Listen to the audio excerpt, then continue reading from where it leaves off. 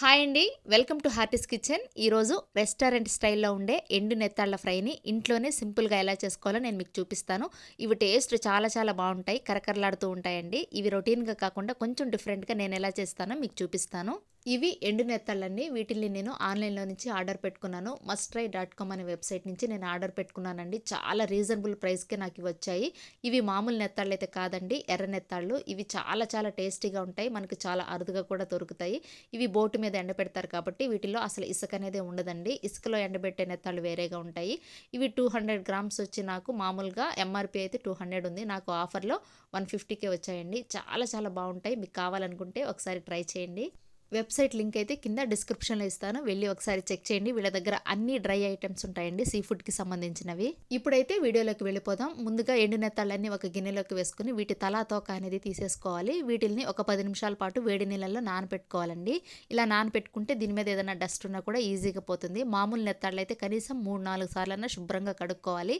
ఇవి 2 సార్లు కడుక్కుంటే సరిపోతాయి. ఇలా కడిగి ఒక గిన్నెలోకి తీసుకోవాలి. ఇప్పుడు మనం నెత్తాళ్ళకి మసాలా అనేది వేసుకోవాలి. దానికోసం ఒక స్పూన్ కారం వేసుకోవాలి. చిటికెడు పసుపు, రుచికి సరిపడా ఉప్పు, వీటితో పాటు అర స్పూను జీలకర్ర పొడి, ధనియాల పొడి, గరం మసాలా కూడా వేసేసుకొని ఆయిల్ 2 స్పూన్లు వేసుకొని బాగా కలుపుకోవాలండి.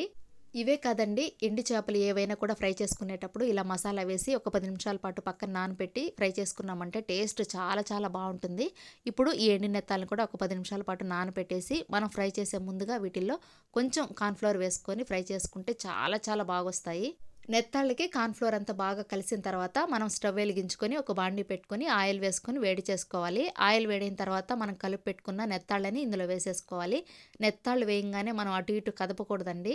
ఒక సైడ్ బాగా వేగిపోయిన తర్వాత మాత్రమే మరొక వైపు కూడా తిప్పుకొని వేయించుకోవాలి. ఇవి సన్నని మంట మీద వేయించుకుంటేనే మనకు క్రిస్పీగా వస్తాయండి. హై ఫ్లేమ్‌లో అస్సలు వేయించుకోకూడదు.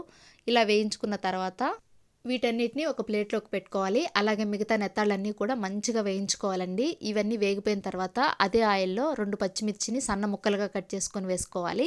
వీటితో పాటు కొంచెం కరివేపాకు కూడా వేసుకొని మంచిగా ఫ్రై చేసుకోవాలి.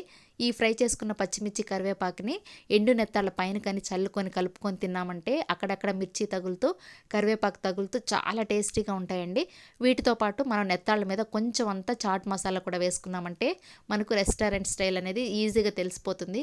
ఎంతో రుచిగా ఉండే ఈ ఎండు నెత్తాళ్ళ ఫ్రైని మనం ఉట్టిగా తిన్నా కూడా బాగుంటుందండి. స్నాక్స్‌గా కానీ, స్టఫింగ్‌గా కానీ, రసము, పచ్చడి, చారు దేంతో తిన్నా కూడా సూపర్‌గా ఉంటుంది. మీలో ఎంతమందికి ఈ ఎండు నెత్తాళ్ళ ఫ్రై ఇష్టమో నాకు కింద కామెంట్ చేయండి. మీకు కనుక ఈ వీడియో నచ్చినట్లయితే ప్లీజ్ లైక్ చేయండి, షేర్ చేయండి, సబ్స్క్రైబ్ చేయండి. మర్చిపోకుండా పక్కనున్న బెల్ సింబల్‌ని ప్రెస్ చేయండి. Thank you for watching.